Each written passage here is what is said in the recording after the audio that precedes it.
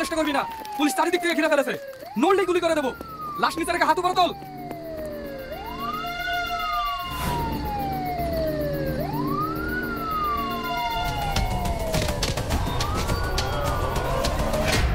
Sir, আমরা ঠিক খবর পেয়েছি।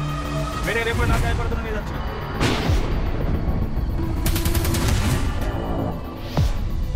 নূপুর, নূপুর, নূপুর, নূপুর। দাদা, ম্যাপিং ট্যাক্স তো সব কমপ্লিট হয়ে গেল। আগামী সোমবার থেকে কাজ শুরু হয়ে যাবে নাকি? হ্যাঁ হ্যাঁ, ইলেকশনের আগে ফ্যাক্টরি কমপ্লিট করবো। খানবাড়ায় বলে দিয়েছি, ইটগুলো আজ বিকেলে ফেলবে। তুই একটু দেখে নিস। ঠিক আছে দাদা।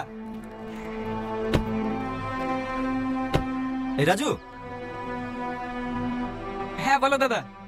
বিরোধী দলের নেতা শুভেন্দু একটু বেশি মাতুব্বারি করছে।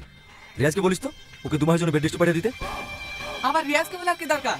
আমরা আছি তো, আজকে হসপিটালে পাঠিয়ে দেবো। শোন, বেশি দাদাগারি করতে আস না। যতটুকু বলা হয়েছে ততটুকুই কর। 2 মাস বাদ দিয়ে ইলেকশন, আমি কোনো রিস্ক নিতে চাই না। রিয়াজ যেভাবে বলবে সেভাবে কাজটা করবি, ঠিক আছে? ঠিক আছে দাদা।